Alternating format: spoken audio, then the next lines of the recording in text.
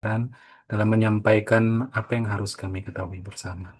Terima kasih ya Tuhan, dalam nama Yesus Kristus kami serahkan semuanya. Amin. Silakan Miss Rosa. Terima kasih untuk Mr. Grayson. Baik Bapak Ibu, sebelum kita masuk kepada pemaparan materi, alangkah baiknya kita mengenal Bapak Andrew. Mohon izin Bapak, kami akan sampaikan sedikit terkait dengan latar belakang Bapak yang beliau eh, mempunyai pengalaman dari tahun 2012 hingga saat ini. Beliau merupakan pendiri, coach and trainer Oasis Developing Center di Surakarta. Kemudian dari tahun 2018 hingga saat ini juga beliau merupakan pembicara sekaligus penyusun kurikulum materi Kingdom Basinis Community Surakarta. Berikutnya beliau juga memiliki latar belakang pendidikan yang luar biasa Bapak Ibu. Jadi beliau merupakan lulusan dari Bachelor of Theology Southeast Asia Bible Seminary Malang dari tahun 2004. Kemudian 2007 beliau telah menyelesaikan Master of Ministry Trinity Theological College di Singapura. Kemudian tahun 2013 beliau juga memperoleh Certified Neuro-Linguistic Programming the National Federation of NLP di USA. Kemudian tahun 2014 beliau juga memperoleh Certified Leadership Coach Series Indonesia di Jakarta, serta 2017 Bapak Andrew juga memperoleh tentang Certified Associate Certified Coach International Coaching Federation USA. Ya. Terima kasih Bapak Andrew yang telah berkenan meluangkan waktu yang istimewa di malam hari ini, berkenan memberikan hal-hal yang menarik bagi kami, baik sebagai orang tua maupun sebagai pendidik. Untuk itu, jalannya pemaparan materi nanti akan didampingi oleh Mr. Grayson sebagai moderator. Untuk itu, waktu dan tempat kami silakan, Mr. Grayson. Ya, terima kasih Miss Rosa. Ya, sepertinya tidak perlu saya bicara banyak ya. Silakan Pak Andrew mungkin langsung saja mengambil waktu dan tempat untuk menjelaskan kepada kami terkait apa yang harus kami pelajari bersama dan kami lakukan. Terima kasih. Silakan Pak Andrew. Oke, thank you Mr. Grayson. Terima kasih juga Bu Rosa sudah membuka dan memperkenalkan saya. Terima kasih untuk rekan-rekan parents ya, apa ya sudah memberi kesempatan saya juga untuk kita bersama-sama belajar. Nah, Bapak Ibu, saya ketika diberikan tema oleh Mr. Grayson ya, yaitu tentang komunikasi kurang lebihnya seperti itu ya, mendekat, memahami dan berbicara, terus kemudian komunikasi hangat antara orang tua dan anak. Nah, saya flashback ini ketika diberikan tema ini, saya merenung siapa ya saya ini sebagai seorang parents ya bagi anak saya, sebagai seorang ayah secara khusus gitu ya. Nah, saudara, nanti saya akan share apa yang menjadi sedikit keberhasilan saya, apa yang juga menjadi banyak gagalnya juga, saudara ya. Jadi saya pun juga bukan ayah yang sempurna. Sekitar mungkin 2 minggu yang lalu saya sempat mengunjungi anak saya. Anak saya ini kan sudah kuliah ya di Malang. Nah, saudara, gara-gara tema inilah kemudian saya jadi ngobrol. Menurutmu papa itu seperti apa? Kemudian membesarkanmu itu seperti apa? Nah, dari cerita-cerita seperti ini nih, saya tuh jadi merenung satu. Yang pertama adalah, iya ya, bahwa kita itu membutuhkan anugerah Tuhan. Ya, sungguh. Kita sebagai orang tua punya hubungan dengan anak itu membutuhkan anugerah Tuhan untuk bisa menjadi yang baik, ya, menjadi the best itu sangat-sangat membutuhkan pertolongan Tuhan. Kenapa? Karena satu hal ya, kita tahu masing-masing kita ini siapa kita, kelemahan kita seperti apa ketika mendidik anak ya. Nanti kita akan banyak share di situ. Kemudian yang kedua, saya juga belajar dari kegagalan-kegagalan anak saya cerita gitu ya. Jadi saya jadi belajar ini yang akan saya juga bagikan melalui seminar malam ini. Semoga Bapak Ibu parents bisa juga belajar dari apa yang menjadi kegagalan saya juga, saudara. Ya. Nah, saudara, izinkan saya akan share materi saya.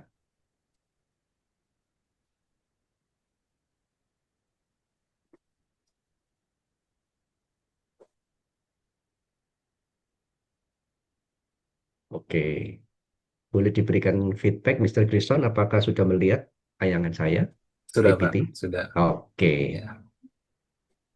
Nah, ini menjadi semacam evaluasi ya buat kita semua, saudara ya, termasuk saya yang masih mendidik anak yang sudah kuliah, Bapak Ibu. Saudara tadi sudah sempat diperkenalkan sekilas, jadi memang awal-awal saya melayani itu di Gereja Kristen Kalam Kudus Solo. Saya sebetulnya arek Surabaya, Bapak Ibu ya, sebetulnya arek Surabaya, kemudian sekolah di Malang, yaitu di Sekolah Tinggi Teologi Seminari Alkitab Asia Tenggara. Di sana kemudian 2003 saya praktek kemudian di Gereja Kristen Kalam Kudus Solo sampai 2011 lah kurang lebih seperti itu ya. Nah, di sanalah Tuhan itu banyak membentuk saya untuk menggeluti di bidang konseling, khususnya konseling pranikah, pernikahan, dan parenting gitu ya. Termasuk konseling anak-anak. Sebetulnya fokus saya atau spesialis saya waktu itu lebih fokus pada anak-anak remaja daripada anak-anak kecil. Jadi nanti saya mungkin akan lebih banyak atau banyak tajamnya itu malah di anak remaja, saudara ya. Karena sampai sekarang sometimes Tuhan itu izinkan saya juga melayani anak remaja yang dimana orang tuanya pun juga mengalami kebingungan, orang tua remaja khususnya ya. Dari anak-anak menjadi remaja ini kok beda banget. Nah, seperti itu ya, saudara. Nah, kemudian akhir-akhir ini Bapak Ibu mungkin sekitar 5 tahun, 7 tahun terakhir, saya lebih banyak mengurus ke leadership development. Jadi saya lebih banyak ke marketplace, lebih banyak ke perusahaan-perusahaan, ke organisasi begitu ya. Jadi meskipun kadang masih melayani orang tua atau melayani anak remaja tadi ya, tetapi lebih banyak ke arah leadership development di organisasi Bapak Ibu. Oke, ini sekilas tentang saya Bapak Ibu ya. Nah, inilah keluarga kecil saya yang tadi saya ceritakan anak saya ini sudah kuliah. Jadi dia ini kelahiran tahun 2005. Saya sama istri ini nikah muda, Bapak Ibu ya. Tahun 2004 begitu lulus, lulusnya sekitar bulan Agustus kalau nggak salah waktu itu ya.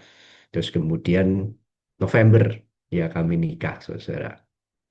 Nah, Bapak Ibu, istri saya juga seorang bersama dengan saya ya sekolah teologi dan kemudian anak saya apa ya boleh dibilang mengejutkan sekitar 2 tahun yang lalu apa 3 tahun yang lalu dia ikut camp di STT Saat yang di mana kami juga sekolah atau kuliah. Tuhan itu kemudian panggil dia menjadi hamba Tuhan juga, saudara. Dan sekarang dia masuk di sana sekarang semester 3. Ya bantu doa juga supaya anak saya bisa jadi berfungsi ya sebagai hamba Tuhan nantinya gitu ya Tuhan bentuk di sana. Nah ini sekilas perkenalan tentang saya dan keluarga saya, keluarga kecil saya begitu. Baik, saya ingin memulai materi ini dengan kita ini ngobrol santai Bapak Ibu ya. Boleh nggak dikasih tanda atau diberikan semacam angka satu gitu ya, angka satu bagi rekan-rekan parents yang siap untuk mengikuti materi ini ya. Kalau enggak ini nanti takutnya saudara-saudara ngantuk ini ya. Boleh diberikan interaksi saudara satu gitu ya. Oke, thank you ya. Ya, ini artinya Bapak Ibu masih menyala ini ya. Takutnya kalau malam ini ngantuk. Oke, thank you Bapak Ibu ya. Baik, saya akan memberikan beberapa pertanyaan stimulasi ya yang membuat kita bisa merenung sekilas gitu ya sebelum memasuki materi ini Bapak Ibu ya. Siapakah yang pernah mengalami hal ini? Nanti Bapak Ibu silakan jawab setelah beberapa pertanyaan saya berikan. Ada 5 nih ya, nanti saja. Yang pertama Bapak Ibu, apakah Bapak Ibu ini pernah mengalami yang namanya, sebentar nextnya kok hilang nih. Nah, yang pertama nih ya, komunikasi kita sebagai orang tua dengan anak. itu berasa kaku, ya, berasa formal. Nah, ini saya lihat mungkin yang sering saya jumpai ini para pria, ya, para ayah. Ketika ngobrol berdua gitu, terus kemudian jadi kayak bingung berdua gitu ya. Nah, kalau sama istri gitu ya, mungkin kita masih bisa ngobrol-ngobrol nih. Jadi kalau misalnya kita para ayah, kemudian ada istri, yaitu ibu juga, dan kemudian ada anak. Nah, kalau kalau ada pihak ibu gitu ya, itu rasanya masih bisa nyambung. Tapi begitu berdua, wah, istilah orang Jawa itu kayak krik-krik gitu ya, kayak rasanya krik-krik ini ngomong apa ini ya, gitu ya. Nah, ini yang saya khususnya fenomena ini saya lihat di ayah ini biasanya, Bapak Ibu ya. Yang berikutnya, pernah nggak kita ngalami ini? Ingin ngobrol, tapi si anak ini jawabnya pendek-pendek. Jadi si anak ini kayak nggak niat, apalagi kalau sudah main gadget. Wah, itu tambah apalagi itu ya. Kitanya ingin ngobrol, tanya tentang sekolahnya bagaimana, anak ini temennya seperti apa.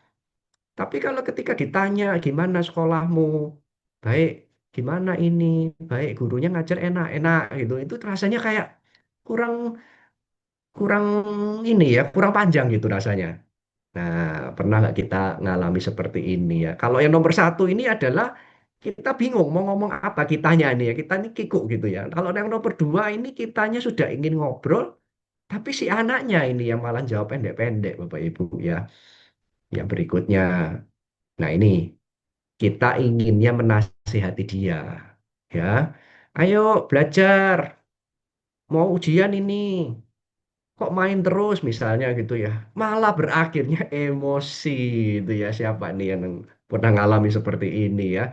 Saya ingat nih, saya sama anak saya waktu ini khususnya kalau anak saya pas remaja ya. Jadi sudah mulai kenal gadget dan lengket dengan gadget. Waduh, saya itu setiap masuk kamar, kok main gadget terus ini, kapan ujiannya ini? Ini kamu nggak ngerjain tugas ya? Wah, nanti kalau ini sudah belajar ini. Tapi kadang-kadang kita nggak percaya rasanya ya sudah belajar apa enggak karena nilainya kok kadang gagal gitu ya rasanya gitu fail gitu ya, tugasnya juga nggak dikumpulin. Jadi kadang-kadang kita akhirnya motifnya baik memberi nasihat supaya tidak terus-terusan bermain, ada waktunya belajar, tapi kemudian malah berakhir dengan emosi, ya, malah berakhir dengan pertengkaran. Nah, ini kemungkinan besar ini pergumulan para orang tua zaman now gitu ya, sulit merebut perhatian anak dari gadget. Apalagi kalau dulu saya ingat sekali anak saya itu zamani COVID. Waktu COVID itu anak saya SMA. Wah, semuanya serba online, juga pakai HP, sehingga di sini sebagai orang tua saya bingung. Ini dia ini sedang bermain atau sedang belajar, sedang sekolah atau sedang main game sama anak-anak yang lain. Saya bingung di situ controllingnya. Nah, dan kemudian jangankan itu, Bapak Ibu ya, sebelumnya saja sudah lengket dengan gadget ya. Main game terus gitu ya.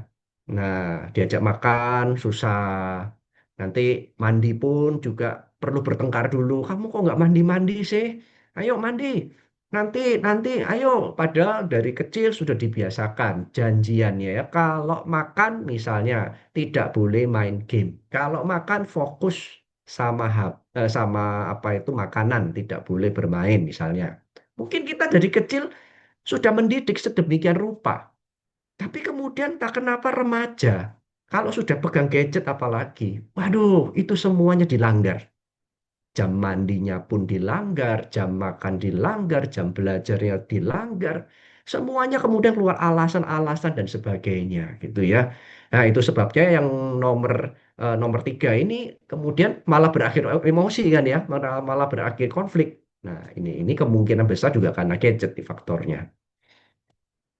Yang terakhir pertanyaan perenungan adalah, pernah nggak kita ngalami kaget karena begini, di rumah ini kayaknya baik-baik saja loh. Lah kok ternyata wali kelasnya itu manggil kita. Maaf Bu, ini anak ibu itu tadi itu begini. maaf Pak, anak Bapak itu melakukan ini. Dan kita terkejut. Loh, di rumah itu padahal tidak menunjukkan tanda-tanda yang buruk. Semuanya baik rasanya gitu ya. Tapi kenapa kok saya dipanggil? Nah, ini saya bisa cerita ini karena saya juga mengalami hal ini, Bapak Ibu ya. Jadi saya tidak menduga, loh, di rumah ini kelihatannya alim loh, ya. Apalagi ini kayaknya anak hamba Tuhan beneran gitu ya. Nah, rasanya alim gitu loh. Tapi kok kemudian dipanggil? Dan saya terkejut dan malu begitu ya. Istri saya juga termasuk, apalagi istri saya dulunya remaja itu dari remaja ini orang yang alim ini istri saya ya. Jadi kalau misalnya sampai anaknya dipanggil dia katanya sudah sakit perut nih ya, stres. Ya, saya dulu remajanya masih nakal ya, jadi nggak terlalu terkejut. Tapi kemudian ketika melihat anak saya, loh ternyata tak pikir anaknya baik-baik, ternyata di sekolah kok mengalami atau melakukan satu perilaku yang buruk, sehingga saya pun dipanggil. Nah, mari, Bapak Ibu pernah nggak ngalami ini semua? Kalau pernah, silakan di chat yes. Kalau enggak, ya enggak usah begitu ya. Nah, saya kepingin tahu ini interaksinya, saudara ya.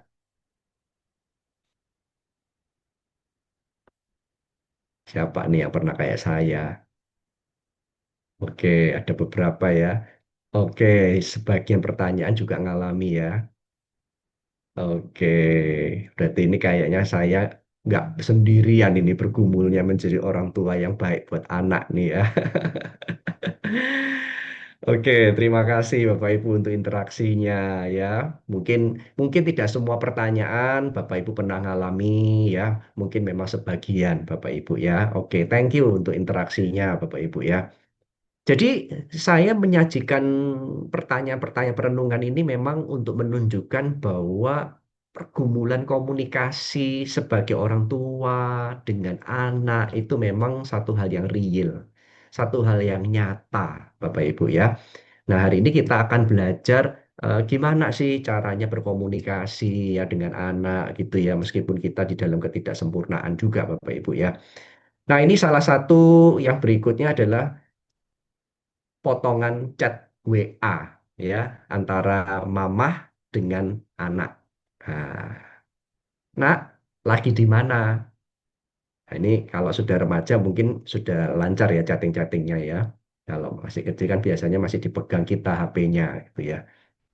Nah, anaknya di kamar mah, nah, pendek nih ya. Sudah makan? Udah. Tadi sekolah gimana? B.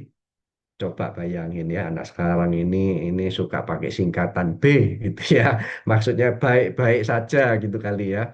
Nah, ini main singkatan gitu. Kamu kenapa sih jawabnya singkat mulu gitu ya? Gak apa-apa gitu. Nah, Bapak Ibu ini juga merupakan salah satu apa ya? Salah satu fenomena di mana komunikasi dengan anak itu tidak semudah itu juga sometimes. Ya. Nah, ini yang kemudian kita jadi yuk kita belajar. Apa sih sebetulnya manfaatnya kalau kita ini bisa berkomunikasi hangat dengan anak? Tentu kita tahu ya, saya nggak usah lama-lama, secara cepat aja untuk mengingatkan kita manfaatnya kalau kita ini itu bisa berkomunikasi hangat dengan anak, Bapak Ibu ya. Nah, di sini saya meskipun gambarnya ini seorang ibu dengan anak bukan berarti bapak kemudian dikesampingkan ya. Jadi saya ini menganggap bahwa peran ayah itu juga penting di dalam komunikasi dengan anak. Secara sekilas saja saudara eh, bukti-bukti psikologi itu mengatakan kalau ayah itu terlibat dalam hidup anak, biasanya keterlibatan itu akan membuat si anak itu bisa lebih yakin dengan dirinya, pede dengan dirinya ya. Anak laki apalagi kalau dia itu melihat papahnya hadir dalam hidupnya, sering hadir dalam hidupnya gitu ya. Jadi si anak laki ini akan lebih jelas tentang arah hidupnya, cita-citanya seperti apa, dia akan lebih jelas. Mengambil keputusan juga lebih yakin, Bapak Ibu ya. Nah, kalau anak perempuan juga membutuhkan seorang ayah, kenapa dia disitulah akan belajar eh, tentang pasangan hidup itu seperti apa. Laki-laki yang baik itu seperti apa. Nah, kurang lebih seperti itu ya. Jadi sekilas saya mau katakan peran ayah itu juga penting. Nah, apa sih manfaatnya kalau kembali lagi ke komunikasi ya? Apa sih manfaatnya kalau kita ini bisa berkomunikasi hangat dengan anak? Yang pasti pertama, saudara, anak kita itu akan belajar tentang yang namanya kecerdasan emosi. Ya, ketika kita itu berkomunikasinya baik-baik dengan dia, relatif hangat, ya, lebih open, terbuka, dekat, intim, maka mau nggak mau anak ini ya jadi belajar tentang artinya komunikasi yang baik itu juga seperti apa. Komunikasi yang terkendali emosinya itu seperti apa. Bahkan ketika dia itu misalnya marah, dia akan mengendalikan emosinya itu lebih baik lagi. Jadi ini juga sudah ada survei mengatakan seperti itu ya saudara ya. Jadi ketika dia itu mendapatkan komunikasi yang hangat, maka dia pun juga akan memiliki kecerdasan emosi. Kecerdasan emosi di dalamnya itu maksudnya adalah dia bisa mengelola stres dia, mengelola bagaimana dia meregulasi emosi-emosinya dia dan sebagainya. Nah, itu yang namanya kecerdasan emosi. Ya, sangat penting tentunya Bapak Ibu ya. Hari ini sudah banyak sekali penelitian-penelitian yang mengatakan bahwa kesuksesan seseorang itu bukan cuma sekedar IQ yang tinggi, kecerdasan apa itu kecerdasan intelijen yang tinggi itu ya, pintar matematika ya, bukan seperti itu saja ya. Tapi justru kecerdasan emosi itu penting. Jadi sudah begitu banyak literatur-literatur yang mengatakan kecerdasan emosi itu penting. Yang berikutnya adalah ketika si anak itu mendapatkan komunikasi yang hangat dari orang tuanya, maka dia pun juga akan mengalami kecerdasan sosial yang lebih baik lagi. Biasanya ini emosi nyambung juga dengan sosial. Kalau emosinya baik, dia pasti bisa bergaul dengan baik. Dia punya kemampuan sosial yang baik juga dengan orang lain. Kemampuan sosial ini termasuk di dalamnya misalnya dia bisa berempati, bisa termasuk di dalamnya itu mengerti perasaan orang lain. Nah, itu kan sebetulnya kunci-kunci yang penting untuk dia itu bisa nantinya bergaul dengan orang lain. Kita sama-sama percaya ya, sebagai orang tua yang sudah bekerja atau yang sudah punya usaha sendiri, kita percaya bahwa networking skill itu penting. Ya, kata orang, no networking, no working. Ya, nggak ada networking berarti dia pun nggak bisa bekerja. Ini anak ini juga penting berarti kan dibangun sejak dini melalui komunikasi kita dengan mereka, sehingga mereka jadi belajar, oh begini caranya bersosialisasi, komunikasi yang baik dengan orang itu begini, pilih bahasa yang baik, nggak menyakiti itu begini. Nah, dia akan belajar di situ, Bapak Ibu ya. Nah, ini yang terkadang dilupakan. Ya, memang ya, saudara ya, terkadang kita ini melupakan yang namanya kecerdasan spiritual. Ya, artinya apa, saudara? Komunikasi yang hangat, saudara, itu itu apa ya? Membuat si anak itu jadi lebih mengenal siapa Tuhan ya melalui kita. Ini nggak main-main, saudara ya. Kita ini perwakilan Tuhan untuk mendidik anak-anak yang Tuhan titipkan pada kita. Dan figur pertama kalinya yang dilihat anak pada waktu dia masih kecil, pada waktu pertama kalinya awal-awal dia ini ya berkembang, yang dia lihat pasti adalah orang tua. Nah, kemudian nanti kemudian ketika dia belajar tentang Allah, Tuhan, itu kan sebuah konsep yang abstrak. Ya, kasih Tuhan itu kan abstrak, saudara, bagi dia ya. Nah, saudara, disitulah kita punya kesempatan, punya peluang untuk memperkenalkan kasih Tuhan seperti apa itu kepada dia. Sehingga saudara beberapa kali saya membaca penelitian psikologi dan maupun spiritual saudara ya, anak itu kalau dididik dengan orang tua yang relatif baik, orang tuanya komunikasinya juga oke, dia akan juga menyamakan, oh Allah itu seperti itu. Ya, jadi ini ada kaitannya. Ya, makanya disinilah kita rada deg-deg ser gitu ya. Kenapa? Karena kita ini menjadi figur yang dilihat mereka dan semacam perwakilan Allah. Dia akan mengenal siapa Allah itu dari kita dulu. Dia akan melihat Allah itu dari kita seperti apa juga. Saudara tidak heran, saudara saya sendiri ngalami. Jadi begini, Saya itu pada waktu sampai sebelum kuliah, atau bahkan mungkin sudah kuliah pun saya juga punya semacam image tentang Allah Bapa itu seperti ini. Nah, ini yang saya mau ceritakan, saudara. Saudara, saya membayangkan kalau saya pulang ke rumah Bapa di surga, itu kalau saudara tanya saya, apa sih bayanganmu ya ketika pulang? Saudara, saya akan langsung menjawab hari ini pun saya akan menjawab dengan jelas di gambaran saya bahwa saya akan pulang dan saya itu akan dipeluk oleh Allah sebagai Bapa saya. Saya ini bagaikan perumpamaan anak yang hilang, kalau saudara tahu ya perumpamaan itu tentunya cerita yang sangat terkenal.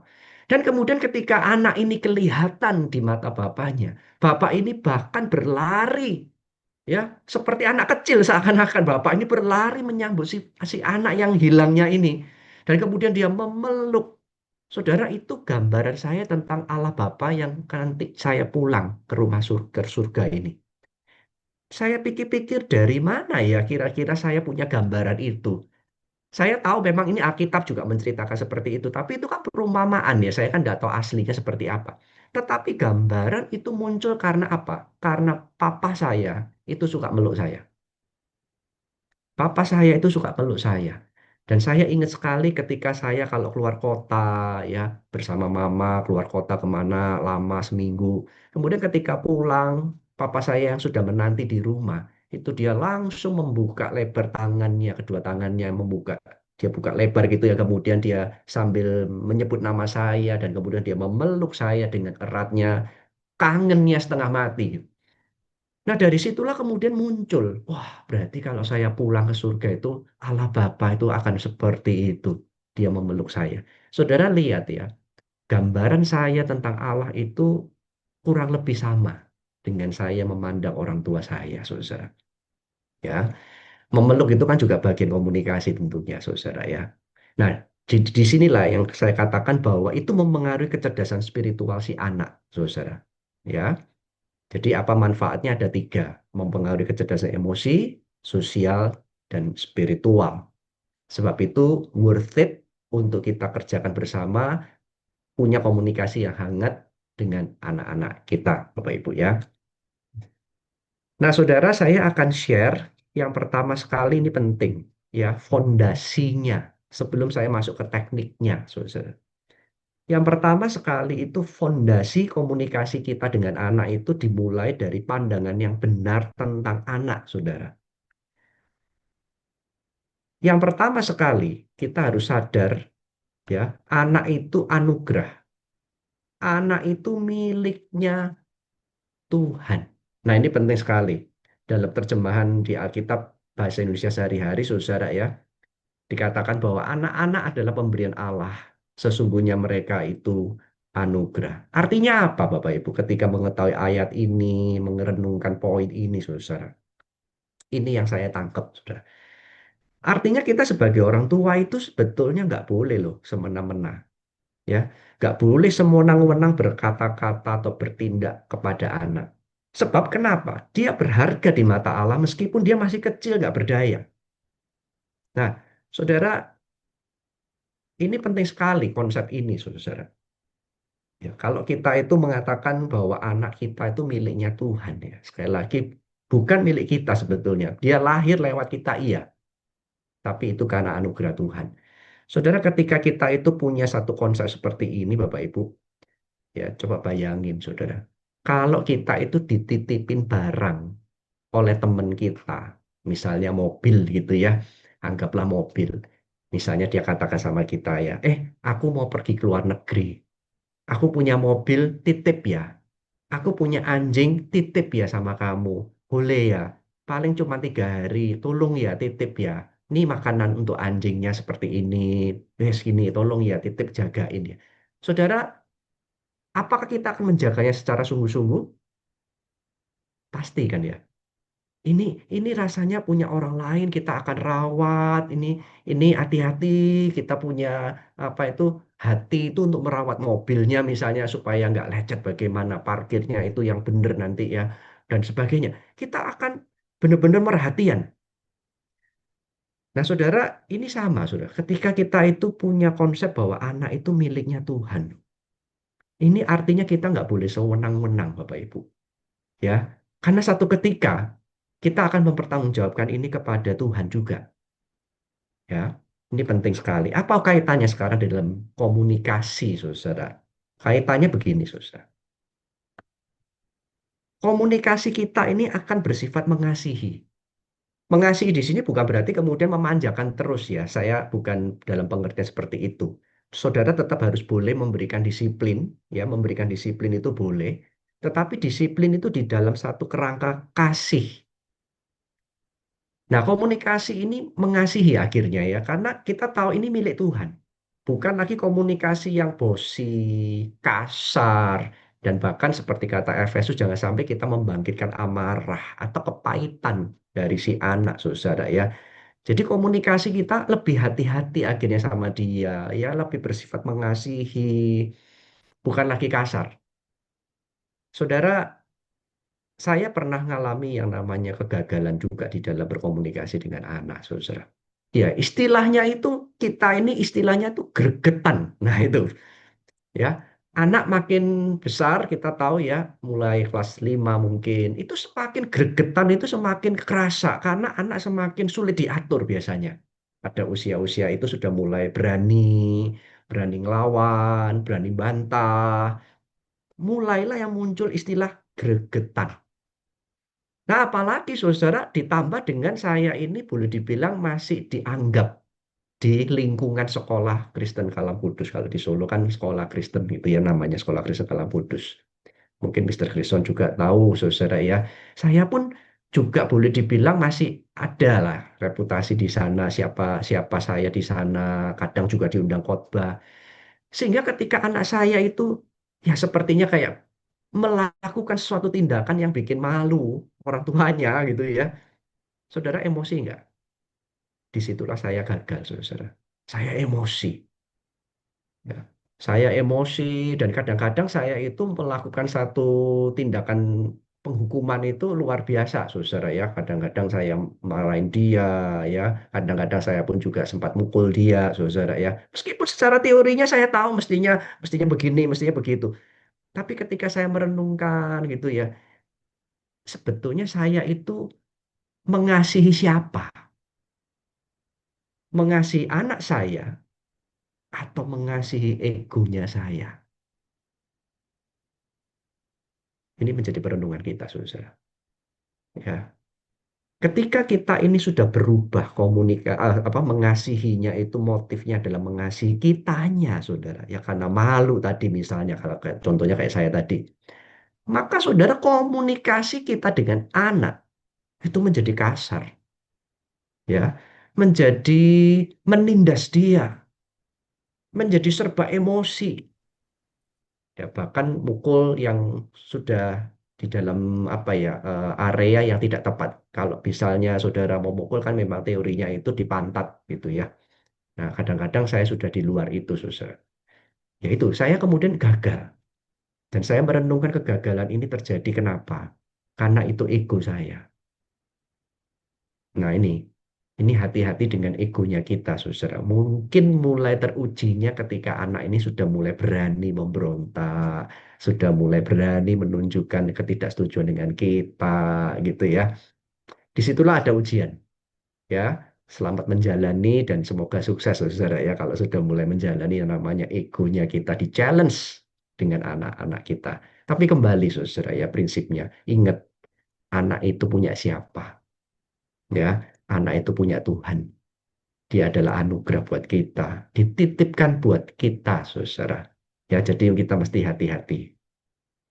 Yang berikutnya, saudara, anak itu adalah gambar dan rupa Allah. Apa sih artinya, saudara ya? Saudara, kalau kita lihat ayat ini kan sudah terkenal ya, maka Allah menciptakan manusia itu menurut gambarnya, menurut gambar Allah, diciptakannya dia, laki-laki dan perempuan, diciptakannya mereka. Ya, saudara, artinya begini.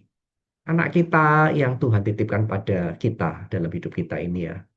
Anak itu tidak dipanggil menjadi miniaturnya kita. Nih ingat.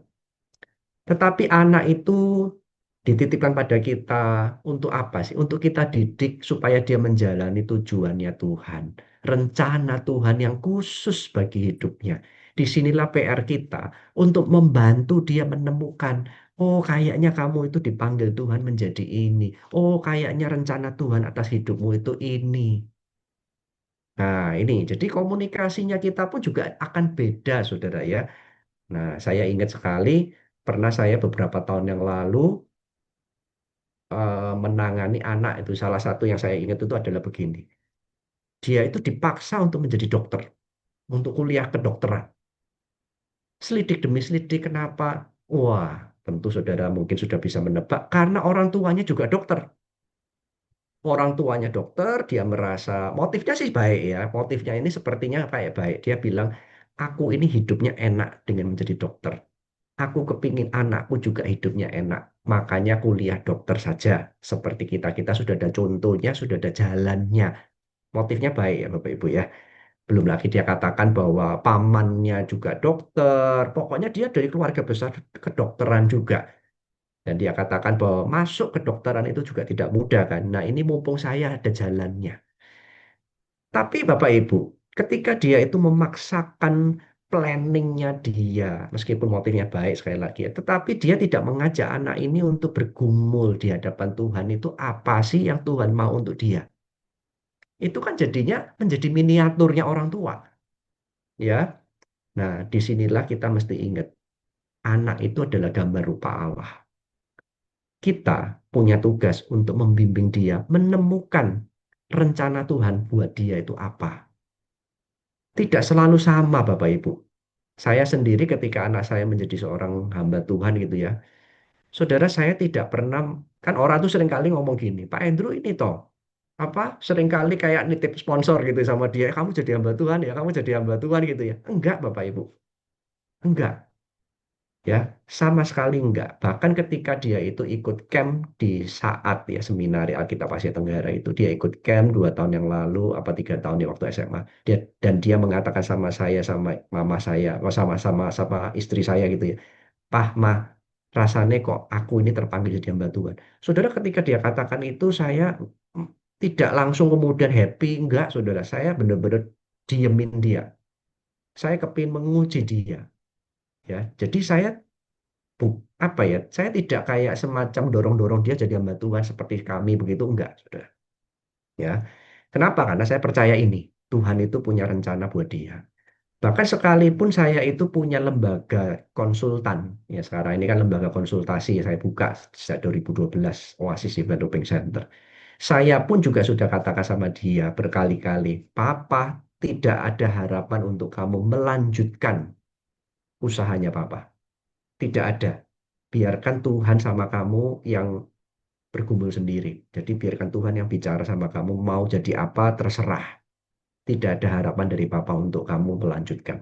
Jadi bebas saja. Jadi saya berkali-kali juga ngomong begitu. Karena saya percaya memang dia itu ada di dalam rencana Tuhan, saudara. Dan tugas kita hanyalah menemukan buat dia, ini loh punya Tuhan buat kamu. Nah, sehingga saudara, komunikasi kita itu kalau sudah punya prinsip ini akan beda lagi, saudara.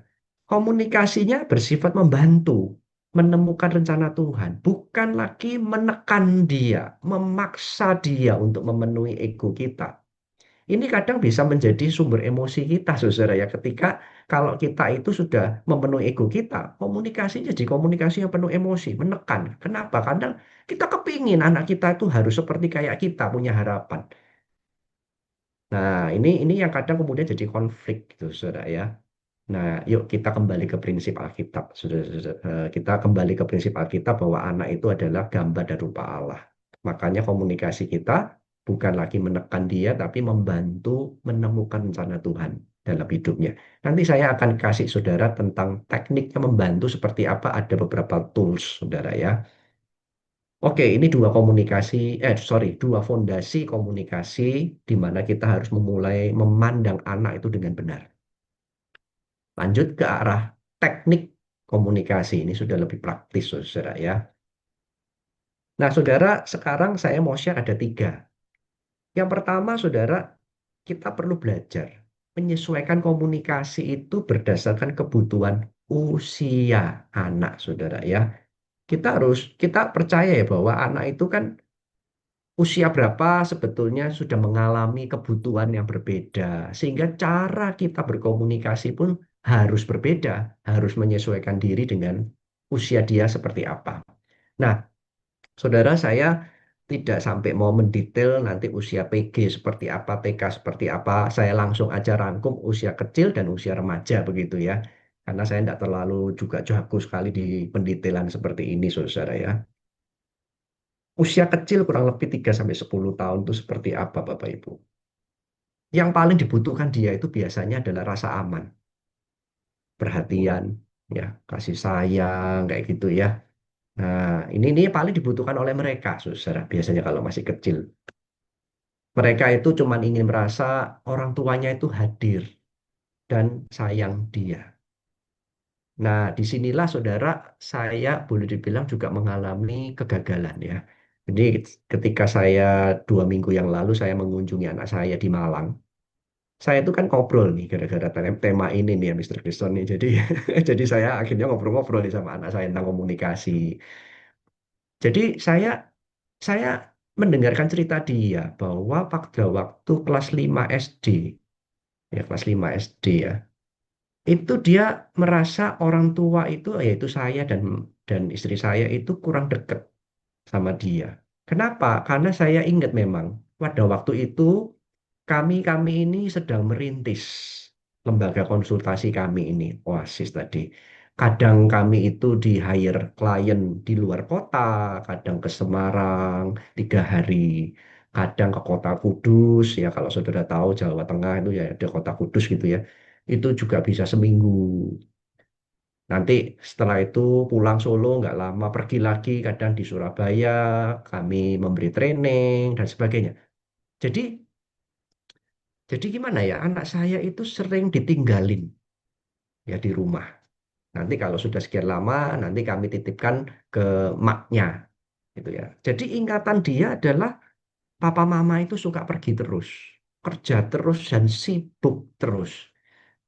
Saudara ketika cerita itu ya anak saya terus kemudian kayaknya jadi kayak kurang membuka diri akhirnya. Kenapa? Karena saya tanya sama dia, loh, kenapa kok kamu tidak membuka diri? Iya, karena dia itu kan kalau nyebut dirinya itu Nyo, si Nyo gitu ya. Saya kan juga manggil dia itu si Nyo pada namanya Daniel. Dia cerita bahwa iya karena Nyo itu takut merepotkan papa mama. Papa mama sudah sibuk, jadi Nyo nggak usah lah cerita-cerita tentang sekolah, tentang diri Nyo, karena nggak mau merepotkan. Uh, saudara ketika dia cerita uh, itu it broke my heart, saudara. Itu menghancurkan hati saya, saudara. Ya, sebetulnya cerita ini yang 2 minggu yang lalu itu pernah diceritakan beberapa tahun yang lalu, ya pada waktu itu kami bertiga di mobil, dia sempat nyeletuk tentang perkataan barusan ini juga. Jadi Nyo tidak mau merepotkan papa mama karena papa mama ini sibuk. Saudara, itu menghancurkan hati saya, saudara. Saya kayak istilahnya orang Jawa itu berbes mili, kayak menangis gitu ya. Waduh, ya kayak waduh. Hidupnya dia kok kasihan ya, dia jadi tidak membuka diri itu karena kami sering pergi. Saya nggak mau excuse, misalnya mengatakan, lah habis gimana, ini merintis, susah. Enggak, saya harus terima kenyataan ini bahwa ada satu bagian yang saya missing, nggak bisa memenuhi, saudara ya, apapun alasannya. Nah, saudara, jadi ini yang menjadi kebutuhan mereka pada waktu masih kecil. Orang tuaku hadir dan sayang aku. Saya sudah berusaha mengkompensasi dengan misalnya kalau saya pulang ke Solo, kemudian saya kadang ngajak dia makan, kadang ngajak main, dan sebagainya. Saya sudah berusaha. Tapi rupanya ingatan itu yang dimana papa mamanya sibuk sehingga dia juga malas cerita, itu yang lebih diingat, itu yang lebih berkesan buat dia, saudara. Oke, itu menjadi catatan buat saya akhirnya sebagai orang tua, saudara ya. Nah, saudara, contoh komunikasi yang bisa kita lakukan pada usia-usia seperti ini tuh apa sih, saudara ya? Kita suka bilang sama dia, Papa sayang kamu, apapun yang terjadi. Mama sayang kamu, apapun yang terjadi. Kamu berharga buat Papa. Ya, meskipun nilainya mungkin tidak seperti yang kita harapkan, tapi kamu bukanlah nilai. Kamu adalah seorang pribadi yang berharga buat papa mama ya. Sebab itu kita terus katakan ini boleh. Mau sambil tidur boleh, mau sebelum tidur, setelah atau pas makan silakan. Atau misalnya kalau kamu sedih cerita ke mama ya, mama akan bantu kamu sambil dipeluk. Ya, ada sentuhan fisik itu bagus juga buat dia, saudara ya. Nah, ini komunikasi-komunikasi yang bisa kita lakukan khususnya pada usia ini. Nah, yang berikutnya ini yang menjadi pergumulan yang cukup sering ya, yang cukup sering. Usia remaja. Ini usia yang memang dibilang dewasa juga enggak, dibilang anak juga enggak. Usia kayak di tengah-tengah. Ini yang seringkali menjadi pergumulan para orang tua, saudara ya. Yang tadinya itu mengatakan, loh, anak saya itu tadinya itu nurut. Anak saya tadinya itu kalau diajak ngobrol bisa open sekali, bisa terbuka sekali. Tapi kenapa kalau remaja semakin nggak terbuka, apalagi semakin SMA, waduh semakin semakin nggak terbuka dia, ya. Wah, ternyata dia pacaran sama ini. Wah, saya nggak tahu. Padahal dari kecil sudah saya bilang, nggak boleh pacaran sebelum kuliah selesai dan sebagainya. Tapi diam-diam, dia kok pacaran, dia senang sama. Kita sebagai orang tua kemudian kita kalang kabut ini. Kok dia nggak open? Ya. Nah, saudara, saya pun juga ngobrol sama anak saya. Mulai kapan tuh kamu mulai nggak open gitu ya? Mulai remaja. Itu semakin nggak kepingin untuk open, entah kenapa begitu dia bilang. Mungkin karena juga sudah merasa gede, ya sudah merasa dewasa. Ngapain sih semua harus diceritakan sama orang tua? Nah itu dia ngomong begitu sama saya, saudara ya. Nah itu perasaan dia, saudara. Nah ini, saudara mereka punya kebutuhan adalah ingin dihargai sebagai pribadi yang berbeda dengan orang tuanya. Nah ini, dia sudah mulai mengembangkan yang namanya otonomi. Saudara, ini penting sebetulnya. Satu sisi ini merupakan apa ya, kenormalan yang Tuhan juga berikan. Kenapa? Karena usia ini memang usia yang mulai mengarah ke arah dewasa. Kita tahu ya kalau orang sudah dewasa, pasti dia harus menunjukkan otonomi. Dia bisa memutuskan sendiri, dia bisa mengambil keputusan dengan bijaksana, dengan dewasa, nggak harus bergantung terus sama orang tuanya. Nah, remaja itu sudah mulai menunjukkan ke arah sana. Sudah mulai latihan sebetulnya secara normal dalam dirinya itu ya. Dia sudah mulai berpikir analitis. Ya, suka tanya kenapa mesti gini, kenapa mesti begitu. Ini suka tanya ini. Inilah yang kenapa kalau orang tua nggak siap, dia itu bingung orang tua ini. Kok anak saya suka membantah ya? Anak saya suka mendebat ya? Kok semakin sulit dikandani ya istilahnya? Kok semakin sulit dinasehati ya? Ya memang saudara, karena ini anak pada waktu usia ini sudah waktunya dia muncul kemampuan berpikir analisanya. Ini wajar Bapak Ibu. Ini nanti kalau dia semakin matang, semakin dewasa, ini dibutuhkan kan? Nah ini ya, memang akhirnya caranya berbeda. Ya, mereka itu cuma ingin merasa bahwa orang tuaku itu mengerti, ya mengerti aku dan percaya sama aku. Ya, mengerti kalau tadi itu kan lebih kepada orang tuaku itu sayang, hadir. Kalau yang remaja ini agak beda, karena dia sudah berani berpikir mandiri, berpikir analisa, ya, maka dia itu cuma ingin jadilah partner diskusi, jadilah teman diskusi saya. Jadi orang tua itu perlu mengerti anak-anak remaja ini sekarang dan percaya. Nah, ini percaya ini memang tidak mudah, saudara ya. Ya kenapa? Karena tadinya kita itu melihat dia anak kecil. Dan kedua adalah istilah orang Jawa itu lah kok dilalah, ya dilalah. Terkadang memang kepergok anak ini yang sudah remaja ya melakukan apa ya? Perilaku yang buruk. Sehingga ketika kita itu mau percaya sulit juga kan? Misal disuruh belajar, ayo ya. Kalau saya tidak tahu dengan Bapak Ibu ya, kalau saya itu punya aturan main, boleh main game, tapi hari Jumat sampai hari Minggu, itu pun Minggu itu sampai jam berapa sudah selesai. Saya lupa sampai jam berapa. Tetapi ternyata terkadang diam-diam hari Senin, hari Selasa, kadang masih main game. Saya tiba-tiba buka kamarnya, main game. Nah ini kan boleh dibilang kayak merusak kepercayaan saya. Padahal satu sisi dia juga butuh dipercaya. Inilah yang namanya pergumulan orang tua remaja. Ya, Jadi kalau saudara ngalami ini, saudara juga nggak sendirian, saudara ya. Gimana ini kita mau percaya, tapi anak itu ternyata kadang merusak kepercayaan kita, saudara. Ya, tapi ya disinilah ya seninya kita sebagai orang tua remaja, kita harus terus konsisten, ya ngajak diskusi, ngajak buat kesepakatan dan sebagainya.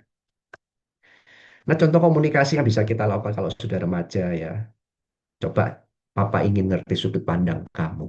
Nah, ini bahasa-bahasa yang lebih disukai ya. Kenapa? Karena ini bahasa-bahasa yang ngajak dia mikir. Nah, jadi ini kan kayak semacam kita ini teman diskusi. Papa ingin ngerti sudut pandang kamu. Nah, ini kalau anaknya laki, ini penting sekali ketemu dengan seorang ayah ya. Makanya ayah itu perlu terlibat ya. Kenapa? Karena anak laki biasanya itu enjoy untuk berdiskusi secara rasio. Jadi sayang sekali kalau kita para ayah itu terlalu sibuk kerja atau terlalu sibuk dengan hobi kita, main padel terus misalnya ya, jadi jarang terlibat dengan anak dan sebagainya. Padahal anak laki secara khusus biasanya dia itu lebih senang diskusi rasional tuh sama ayahnya, ya. Atau kamu lagi suka ya sama si A, ya. Ini kalau kita ini sudah tahu dia itu suka sama ini, saudara, kalau dia sudah remaja ya, saudara please jangan langsung dibabat habis.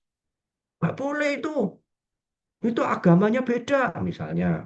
Nah, itu sukunya beda, nggak boleh, Papa nggak mau dan sebagainya. Pokoknya Papa nggak mau. Saudara coba jadi teman diskusi dulu. Ya, pendekatan itu dikedepankan jadi teman diskusi. Kenapa? Dia itu ya saudara pada usia ini sebetulnya dia itu canggung sudahan untuk terbuka sama kita, usia remaja ya. Makanya itu kalau dia sudah sampai berani open sama kita, saudara mesti hargai. Ajak jadi diskusi, teman diskusi buat dia. Ya, misalnya Mama ingin tahu apa yang membuat kamu suka dia. Boleh Mama berbagi pandangan dan sebagainya. Ya, jadi seperti teman diskusi. Nah, perubahan ini penting sekali, saudara, karena dia sudah bukan lagi anak kecil. Itu ya, itu yang pertama, saudara. Sesuaikan komunikasi berdasarkan kebutuhan usia. Yang kedua, sesuaikan komunikasi berdasarkan gaya kepribadian. Ini kalau anak kita itu sering sama kita akan lebih bisa gampang melihat, oh dia gaya kepribadiannya apa. Ada 4, saudara, gaya kepribadian itu. Yang pertama bisa jadi anak kita itu anak yang dominan, gaya kepribadiannya. Dominan itu ciri khas perilaku si anak itu adalah biasanya dia berjiwa kompetisi, ya, suka saingan. Meskipun kita tidak nyuruh-nyuruh ya, tapi dia suka menyaingi temannya dia, ya, menyaingi siapanya dia, entah itu prestasi, entah itu olahraga, pokoknya dia itu suka cerita sama kita itu, mah, aku tadi bisa ini, dia kalah loh. Nah itu suka pakai terminologi seperti itu. Wah dia kalah loh, mah, dia kalah loh, pak. Wah aku bisa ini tadi soalnya. Wah aku gini loh, pak. Dia kalah dia. Nah, itu dia senang pakai kata-kata itu ya suka tantangan, ingin ngambil keputusan sendiri dan kelihatan menguasai dia. Ya berani dia, kelihatan berani untuk menguasai. Nah, biasanya dia itu ciri ini kan biasanya di ciri ketua kelas nih. Gurunya pun juga sudah bisa lihat biasanya itu ya. Nah, kalau komunikasi sama dia seperti apa dong kalau dia dominan? Nah, saudara kalau anak dominan itu to the point aja, nggak perlu muter-muter panjang ya, bosen dia pasti. Dia suka to the point. Kemudian berikan pilihan, bukan banyak nasihat, bukan banyak instruksi, ya. Apalagi kalau di anak remaja ini tambah lagi, saudara ya. Saudara boleh menasihati, tetapi saudara jangan menggurui terlalu banyak. Berikan saja opsi-opsi. Kalau gini gimana, kalau gitu gimana, ya. Terus kemudian seakan-akan biarkan dia memilih. Ya, dia lebih suka itu egonya lebih dapat. Berikutnya hubungkan dengan tantangan atau target ya. Misalnya, oke, kalau kamu ngelakuin ini, apa nih targetnya? Gitu ya. Nah, itu dia akan lebih bisa itu. Karena dia memang suka tantangan, suka target ya. Memecahkan persoalan dia suka. Ada lagi anak yang intim. Intim itu ciri khas perilakunya ceria. Anaknya itu ekspresif, banyak bicara, dan biasanya mudah bosan. Ya biasanya dia itu kalau di kelas ya banyak bicara gitu ya, kadang-kadang gurunya itu diam gitu terus ya karena dia memang udah bosan, apalagi kalau sudah kalau sudah apa ya suruh nyimak sesuatu hal yang benda mati ya kan seperti pelajaran, dia akan bosan sekali itu. Dia lebih seneng ketemu orang soalnya, gitu ya. Nah, kalau ngobrol sama anak seperti ini, saudara cobalah mulai dari hal yang positif tentang dia, ya. Mulai tentang hal-hal yang basa-basi dulu, jangan langsung negur to the point, ya. Beda sama yang tadi dominan.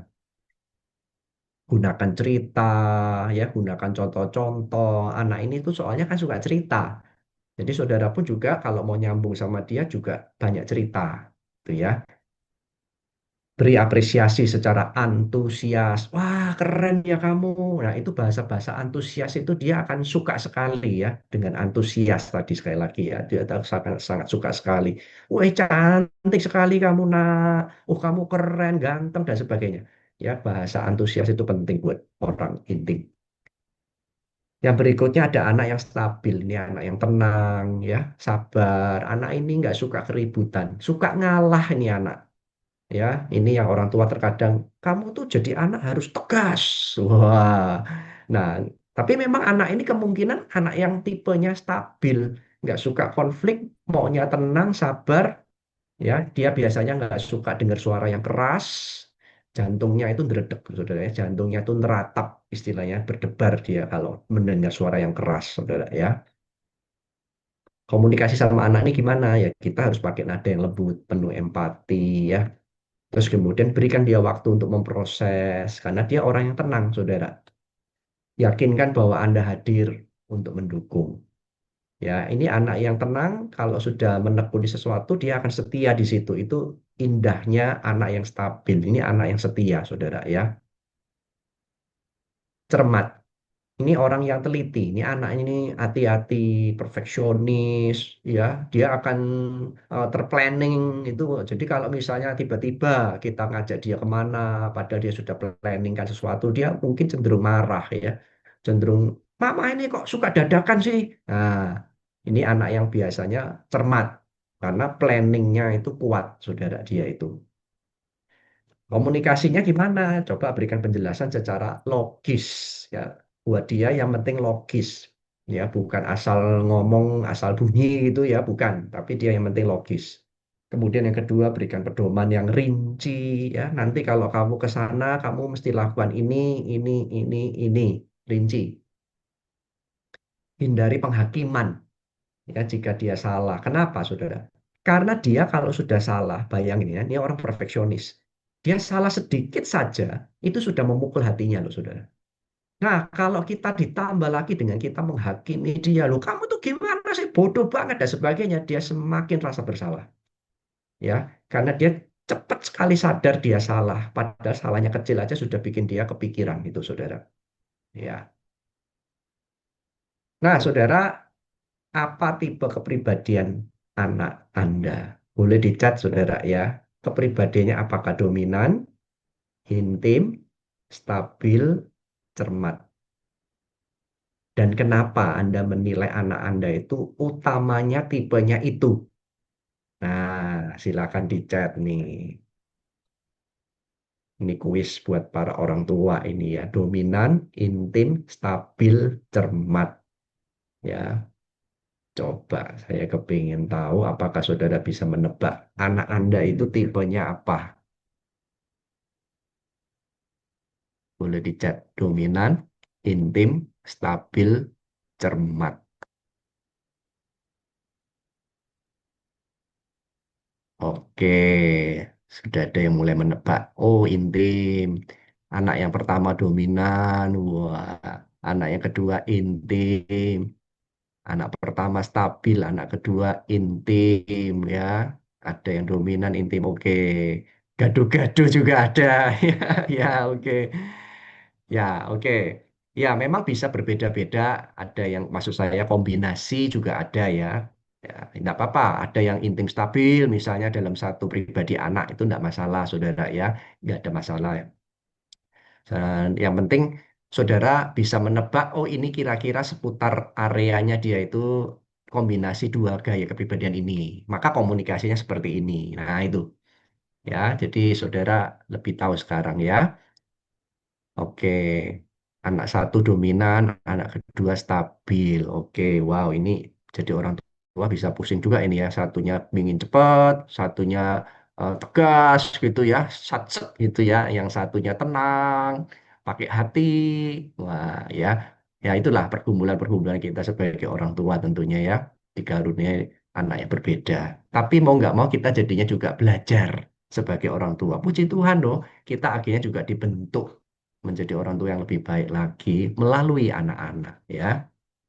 Oke, saya lanjutkan yang terakhir ya. Ini yang berikutnya sesuaikan komunikasi berdasarkan jenis minat. Jadi ada tiga senjata yang saya berikan ya. Yang pertama berdasarkan usia, yang kedua berdasarkan gaya kepribadian, yang ketiga berdasarkan jenis minat.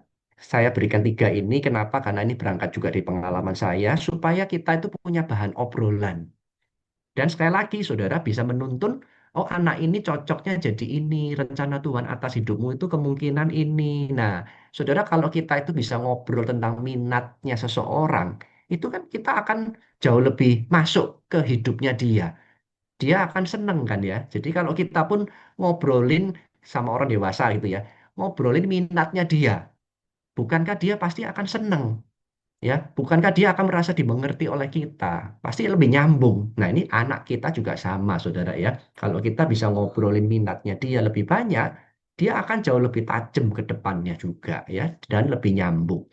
Nah, ada akronim ya namanya RIASEC. RIASEC ini dari seorang psikolog John Holland namanya, psikolog karir, saudara ya.